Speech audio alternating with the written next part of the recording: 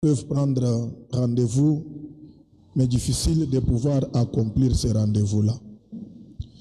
Et si ce matin, l'Éternel a permis que nous soyons là, nous devons lui être reconnaissants. Je vous salue tous et je souhaite que vous soyez en paix avec vous-même et que le Saint-Esprit de Dieu vous comble ce matin.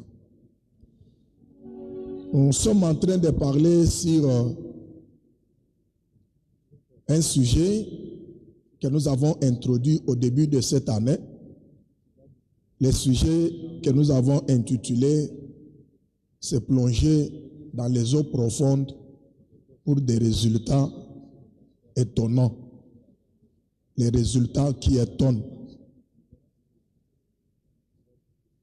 Et dans notre marche, nous avons essayé de toucher sur l'aspect étonnement avec Gédéon.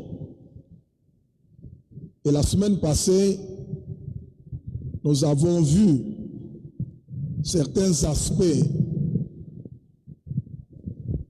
qu'un enfant de Dieu doit connaître ou que tout peuple doit connaître s'il veut avoir les résultats qui étonnent.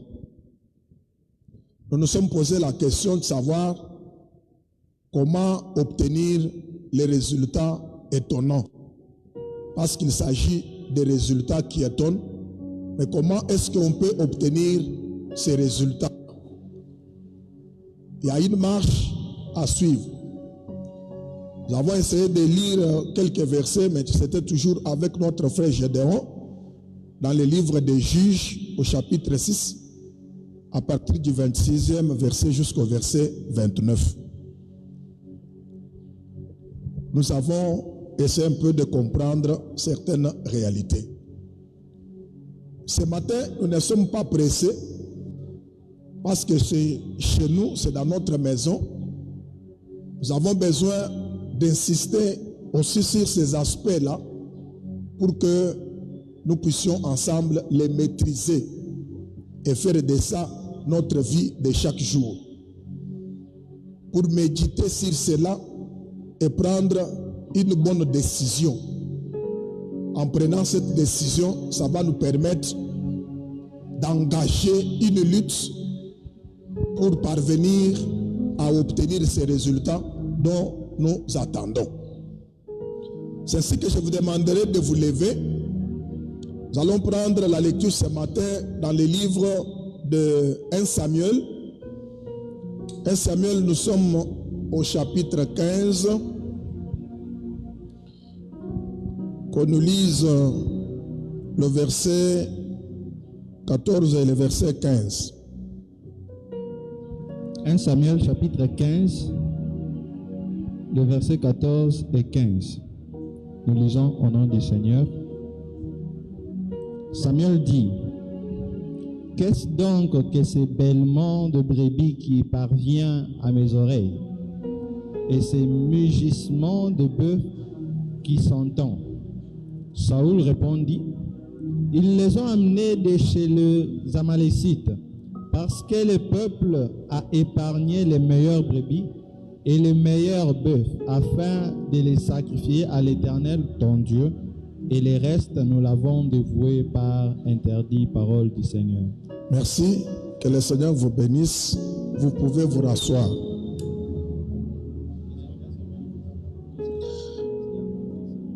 Dans notre introduction, nous avons dit que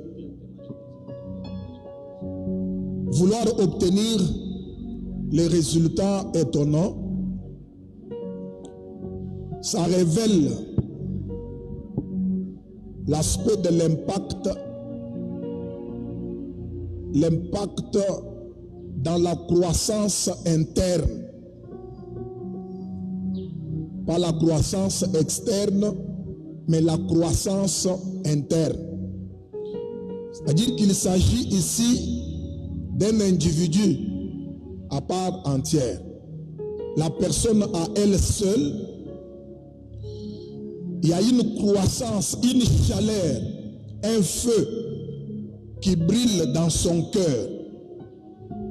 partir de ces feux qui brillent dans son âme, dans son cœur, ces feux lui poussent à agir pour arriver quelque part. Si cela ne relève pas ou ne révèle pas cet impact que nous devons ressentir en nous-mêmes, ça ne sera pas possible que nous puissions prévaloir notre engagement et se déplacer d'un lieu à l'autre ou vouloir obtenir ce que nous attendons. Parce que nous allons considérer que tout est normal et de la manière que ça évolue, nous allons trouver que c'est bien, ça peut aller comme ça. Or qu'il y a à un certain moment, lorsque nous vivons la réalité de notre environnement, ça doit amener ou apporter une certaine révolte dans notre esprit et dans notre pensée. Et cela va nous permettre à nous engager pour la lutte des résultats que nous attendons. Comme il s'agit ici des résultats, Saül, qui était le roi d'Israël, pendant qu'Israël sortait avec Moïse pour la terre promise, ils ont traversé le pays d'Amalek.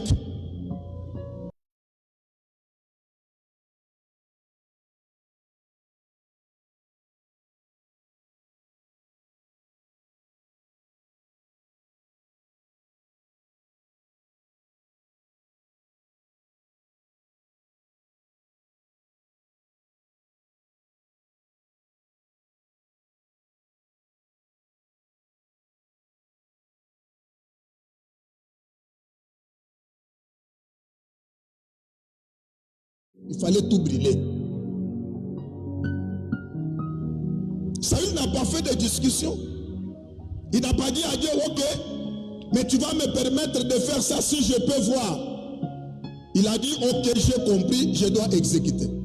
Il est descendu là. Lorsqu'il descend, après avoir consulté le peuple, ils arrivent dans le pays d'Amalek. La première des choses, il prend d'abord le roi Agag, il le met de côté. Il regarde le veau qui avait des graisses, il le met de côté. Et d'autres choses, il a mis ça de côté. Après avoir voué par interdit toutes les petites choses, les choses qui n'avaient pas de valeur, les choses qui n'avaient pas plus d'importance, il a éliminé, il a tué. Et par la suite, il rentre chez lui avec les veaux, les bœufs et Agag qui était le roi. En route, Dieu voyant ça, il parle avec Samuel. Va rencontrer Saül. Moi je lui ai dit de vouer par interdit, mais j'entends. Il y a les cris de veaux et de bœufs. Pose-lui la question. C'est ce que je lui ai demandé de faire.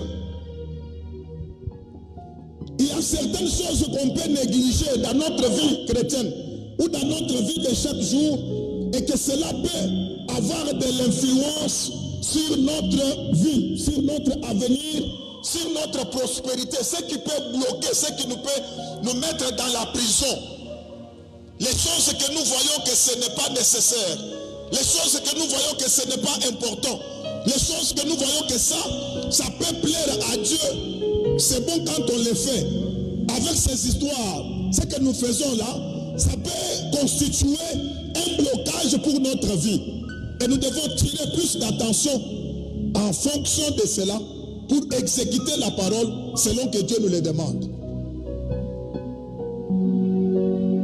Samuel lui dit, est-ce que c'est ce que Dieu t'avait demandé? Il dit, bon, j'ai trouvé que ça c'était meilleur et qu'on pouvait amener ça pour offrir à Dieu. Est-ce qu'en Israël, il n'y a pas de sacrifice?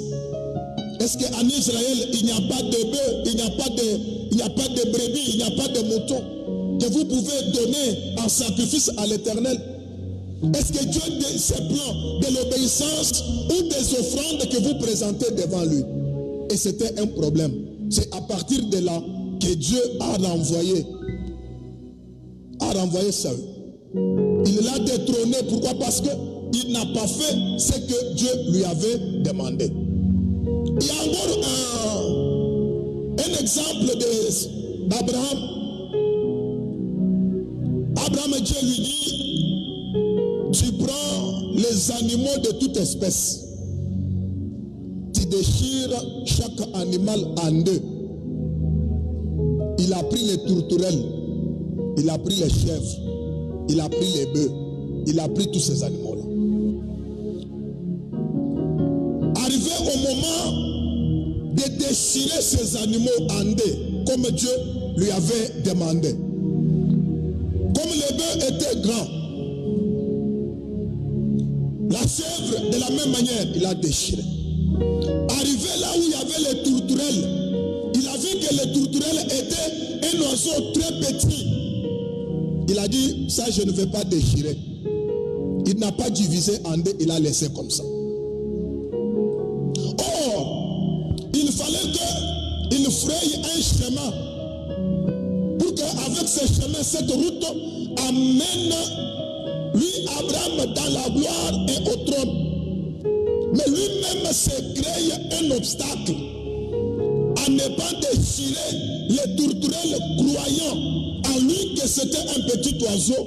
Et même si je ne pouvais pas déchirer ça, ça ne pouvait pas créer quelque chose devant les yeux de l'Éternel. Or, en ne voulant pas déchirer ces tourterelles, il a créé déjà quelque chose, il a barré la route. Dieu, quand il voulait passer, il s'est limité, il s'est arrêté là. Il a trouvé qu'il n'y avait pas de chemin où il pouvait traverser pour aller là-bas. Et il s'est arrêté là. C'est alors que Dieu maintenant lui dit, comme tu as agi de cette manière, crois que ta postérité ira en esclavage dans un pays étranger. Et là, ils vont rester pendant 400 ans. Et nous avons compris que le premier aspect, lorsque nous voulons avoir les résultats qui étonnent, le premier aspect que nous devons observer, c'est d'être rigoureux et avoir de la persévérance. Être rigoureux et avoir de la persévérance. Maintenant, ni Saül, ni Abraham, personne d'entre eux n'a pas eu de la rigueur. Il fallait tuer, il fallait éliminer. Et lui a conservé d'autres choses. Donc ça, je vais présenter à Dieu comme des offrandes. Non. Dans la rigueur, quand on dit élimine, on élimine. Parce qu'il y a certaines choses qui nous sont habituelles. Nous sommes habitués à ces histoires. Nous sommes habitués à un rythme. Et nous disons que non, comme nous sommes déjà habitués à ce rythme, nous pouvons continuer comme ça. Non, non, ce n'est pas ce que Dieu veut. Dieu dit, je suis un Dieu saint et je ne veux pas que je sois adoré, associé à autre chose, ni créature dans les cieux, ni créature sur la terre, ni une image taillée de quelque chose qui est en dessous de la terre, ni dans la mer. Il est saint, il doit être sanctifié dans notre adoration. Et dans notre adoration, nous devons avoir de la rigueur comme enfants de Dieu. La rigueur relève d'une discipline. Il y a une discipline chrétienne que nous devons exécuter en tant qu'enfants de Dieu. Et tout cela commence par des petites et des simples choses. Cette discipline-là commence par le fait que quand on entre seulement dans l'église, on voit que devant moi, il y a une chaise vide et on s'assoit là. Ça ne demande pas qu'on vienne te dire par un protocole, oui mon frère, ma soeur, il y a une chaise vide devant toi, va t'y mettre. Ça relève de cette discipline. Ça relève de cette rigueur. Et lorsque nous voulons donner des chaises ou des places à des gens à l'église, si nous sommes rigoureux, on ne va pas voir les types, la qualité, la valeur, l'habit que la personne s'est habillée ou porte, mais on va lui donner de la place parce qu'il doit se mettre là-bas. Ça ne relève pas de sa taille, ça ne relève pas de son rang, ça ne relève pas de quoi que ce soit, mais c'est l'ordre que nous devons établir dans l'église et nous devons être rigoureux en rapport avec ça. Et lorsque les gens entrent, ils vont trouver que c'est une église organisée. Parce que la rigueur relève aussi de l'organisation que chaque société, chaque groupe, chaque association doit avoir. Si on n'est pas organisé, si on n'est pas rigoureux en ce sens-là, on va aller avec des choses vague. Et c'est ainsi qu'en tant que pasteur, je dois être aussi rigoureux envers les fidèles qui sont sous ma charge pour qu'ils soient organisés dès le départ à partir de l'église. Je vois comment chaque personne qui vient à l'église est organisée et comment il est discipliné. Quand il vient, il trouve qu'il y a une chaise devant, la chaise est vide et il s'assoit là. Ça relève de sa discipline. Parce qu'il y a certaines choses, comme nous sommes là, nous sommes encore peu nombreux. On ne va pas, comme nous sommes peu nombreux, on se met vaïque. Il y a un là-bas au coin, un ici au milieu, un là-bas devant. Non, on doit être en groupe, on doit se regrouper et on est ensemble. Même s'il y a des chaises qui restent là-bas derrière et que ces chaises-là n'ont pas de gens, ce n'est pas un problème, c'est le problème qui relève à Dieu lui seul. Parce que Jésus dit, il n'y a personne qui vient à moi si le Père ne l'a pas envoyé. Et si Dieu envoie, personne ne va résister, ils vont venir. Et dans notre rigueur, nous devons avoir cet aspect des choses dans notre mentalité. Et cela va vous conduire même partout où vous irez. Ça relève de ça. Est-ce que c'est ce que Dieu vous a dit? Est-ce que c'est comme ça qu'on vous recommande dans votre église? Parce que les chrétiens aujourd'hui font insulter les églises en rapport par leur comportement et par leur caractère. Là où ils arrivent, on observe seulement comme ça. On peut te poser la question, tu pries dans quelle église? Et quand tu dis je suis chez l'église Lumière dans la paroisse internationale Christ Pain de Vie, on voit directement ton pasteur et on voit l'organisation que vous avez dans votre église. On sait voir que vous n'êtes pas organisé. Pourquoi? Parce qu'il y a des petites choses que vous n'avez pas encore enjambées, que vous n'avez pas encore reçu à faire en tant que chrétien. Nous devons être rigoureux. Dieu a demandé de la rigueur à Abraham. Tu dois diviser en deux. Même si c'est petit, divise en deux. C'est ce que Dieu demande. Et c'est ce que Dieu oblige. Divise en deux, il n'a pas divisé.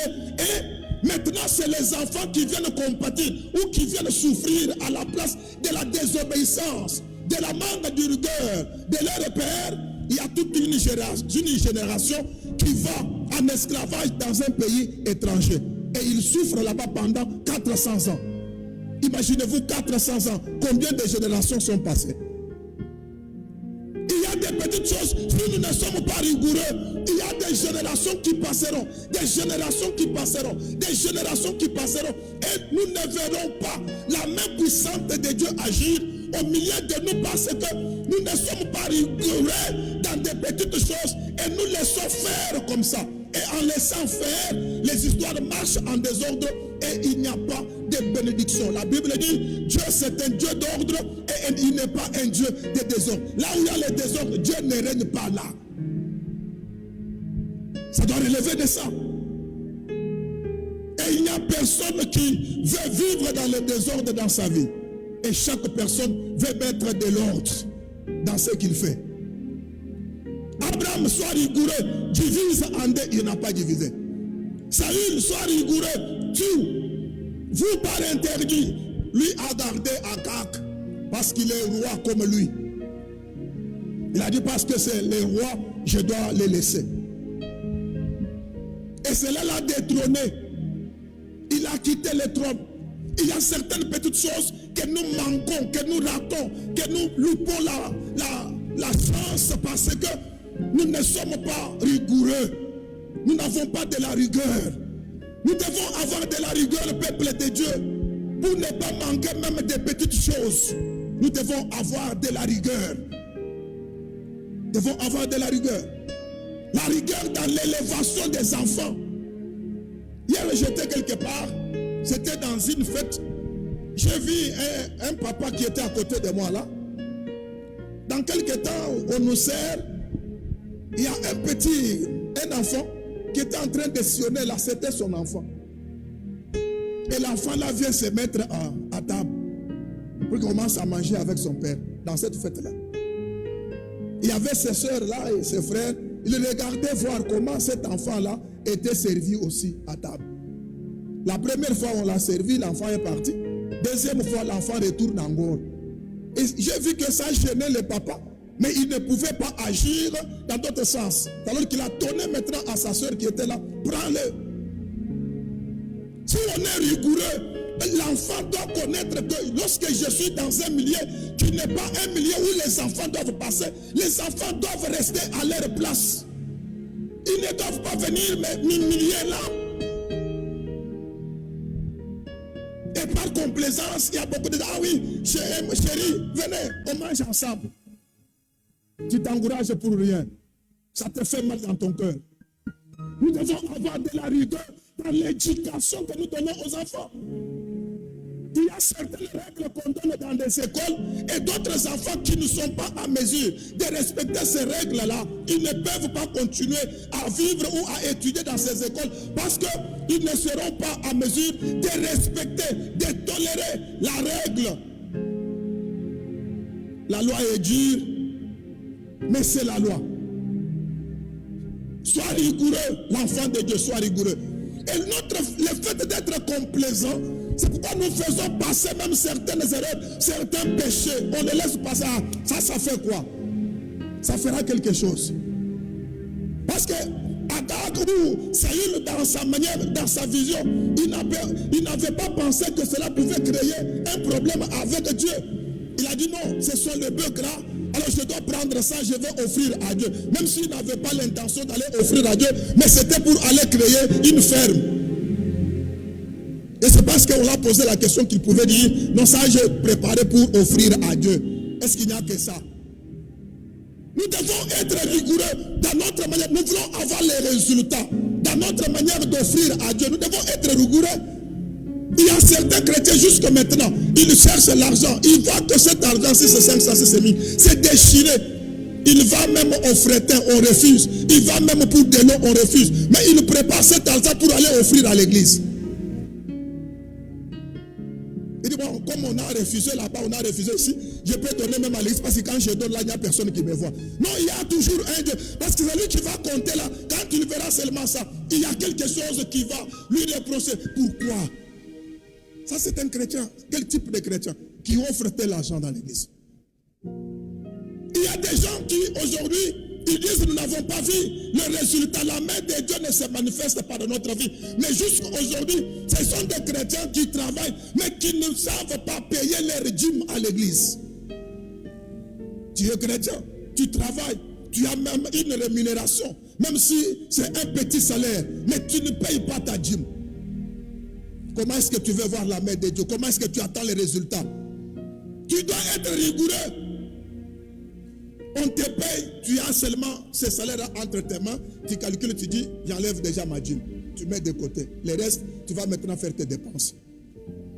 On doit être rigoureux. Il y a des gens qui viennent nous réclamer. Bon, Ponangaï, quand vous allez me lire, moi je vais parler de ça. Je vais parler de ça. Vous allez voir ça, vous allez voir ça. Et quand nous leur accordons seulement notre voix, il est dans l'Assemblée, il est au Sénat. Et là-bas, ce n'est plus les intérêts du peuple qui l'intéressent. Maintenant, c'est ses propres intérêts.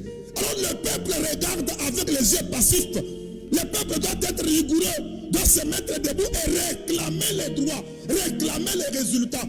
À ceux-là qu'ils ont élus, tu es dans l'Assemblée, il y a ma voix qui t'accompagne là-bas. Il y a ma voix qui t'a permis d'avoir un siège à l'Assemblée. Maintenant, j'attends les résultats de ton travail que tu fais dans l'Assemblée. Et on doit être rigoureux avec le gouvernement, avec les ministres. On doit être rigoureux. Il y a certaines personnes, on l'engage, il n'a pas un salaire, mais il dit non, moi j'ai besoin seulement d'avoir un travail. je n'avais pas besoin de salaire. Qui peut travailler et ne pas s'attendre à un salaire? Quelqu'un qui travaille pendant une année, on ne le paye pas, mais le matin, il se réveille. Il se lave, il se parfume, il va au travail. Le soir, à 16h, il rentre à la maison. 1 mois, 2 mois, une année. Il travaille, il dit non, moi mon problème ce n'est pas de l'argent, mais j'avais seulement besoin d'avoir un travail. Mais chaque travail mérite un salaire.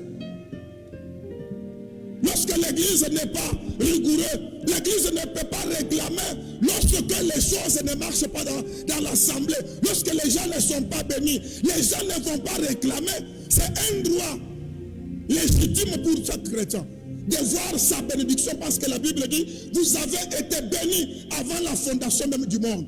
Et quand vous venez dans l'église qui est pilier, l'église qui est l'endroit où on change, où on obtient tout ce qu'on avait comme promesse devant le Seigneur, et lorsqu'on ne voit pas cela se réaliser, on doit se mettre debout pour dire, pasteur, mais pourquoi on ne voit pas ça? Parce que c'est lui, pasteur, le canal par lequel Dieu envoie la bénédiction dans l'église. Et si les choses ne marchent pas, papa, qu'est-ce qui ne marche pas bien? Donc on doit être vraiment très rigoureux envers ça. Et on doit être très regardant envers ça. En tant que chrétien, j'étais quelque part dans un deuil. J'ai vu comment cette église-là avait organisé des choses. Un groupe de mamans avec un frère. Tout ce qu'on amène comme provision, on prépare, lui est là, il ne fait rien. Mais toutes les mamans qui sont là savent que c'est lui qui nous contrôle. On prépare à la fin de tout. Personne ne touche quelque chose. Si lui ne dit pas, prenez ça, amenez là-bas. Et à la fin là, dès qu'on termine le travail, on va voir, papa, nous avons fini. Ok. Papa, nous avons fini. Ok. Lui maintenant commence à organiser les gens. Et on commence à servir. On sert, on finit. Il n'y a pas de remous, il n'y a pas de murmure. Pourquoi? Parce qu'on est d'abord départ rigoureux. Si on voit une maman ou un frère qui vient, qui s'improvise à quelque chose, on l'arrête. Mais ici, si on essaie seulement d'arrêter quelqu'un, voilà. Même je me file à mon église, moi. Que Dieu vous bénisse.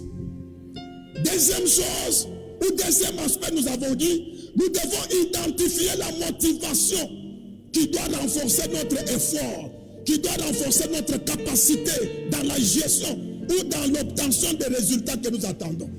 Donc si nous n'identifions pas les motivations, les raisons pour lesquelles nous devons nous sacrifier à ce travail-là,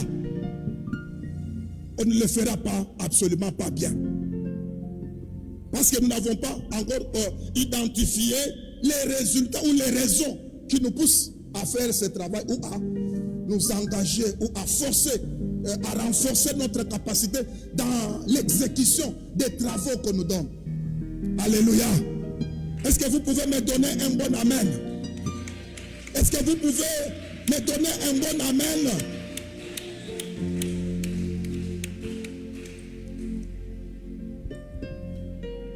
J'ai lu la Bible, toujours dans 1 Samuel au chapitre 1er, il y a une dame qui s'appelle Anne. Anne s'est mariée à un monsieur qui s'appelle le nom du mari de Anne.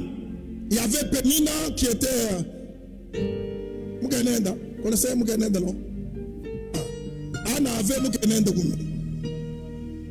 Mais il y avait leur mari. Les maris de ces deux femmes, comme la deuxième femme avait des enfants, Anne n'avait pas d'enfants. La Bible dit, lorsque on arrivait dans une fête, c'est Anne qui avait une part double des enfants et de la femme, ni de lui-même le mari. Anne obtenait ou recevait le double de ça. Mais malgré ça, cela n'avait pas suffi à Anne de pouvoir se taire, de pouvoir comprendre que c'est normal.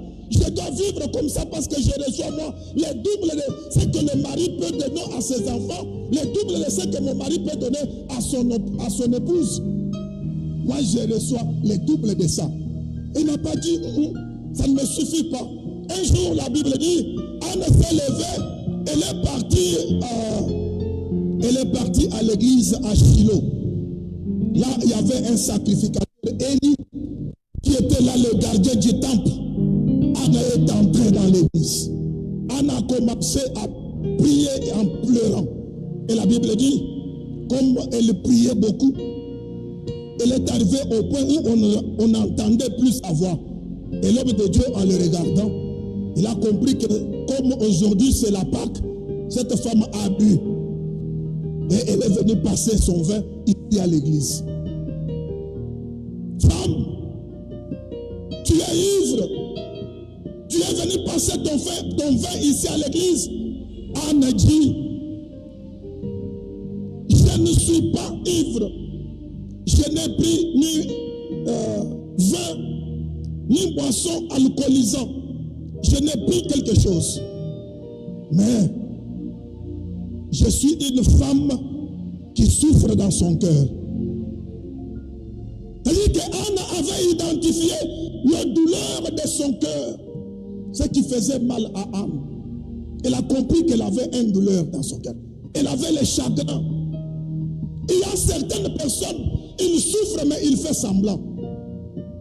Parce qu'il s'habille, parce qu'il se parfume, parce qu'il sort, on voit que c'est un homme qui part. Mais en lui, là, il a des chagrins, il a des soucis, il a des problèmes. Anne dit, je suis une femme qui souffre dans son cœur. Je suis une femme qui souffre dans son cœur. Elle a identifié les motivations. Ce qui l'a amené à Shiloh, ce qui l'a poussé à ne pas manger ou ne pas boire. Elle a compris que j'ai une douleur. Je ne dois pas vraiment laisser les histoires, les choses marcher comme ça. Je dois faire quelque chose. Elle est allée à l'église pour prier. Troisième chose, un enfant de Dieu qui veut obtenir les résultats, il doit se saisir ou il doit apprendre de ses erreurs. Les erreurs que tu commettes dans la vie, apprends à partir de ces erreurs-là. Incline ta tête, nous voulons prier.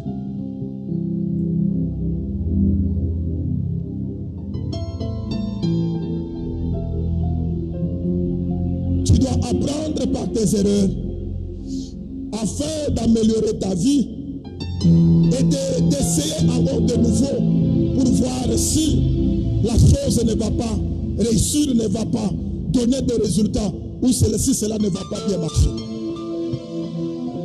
Tu as besoin de résultats. Est-ce que tu es rigoureux? Est-ce que tu es persévérant? Est-ce que tu as déjà identifié les motivations? Si tu as déjà identifié les motivations, quel est ton engagement? Quelle est la dimension, le degré de ton engagement? Élève seulement ta voix.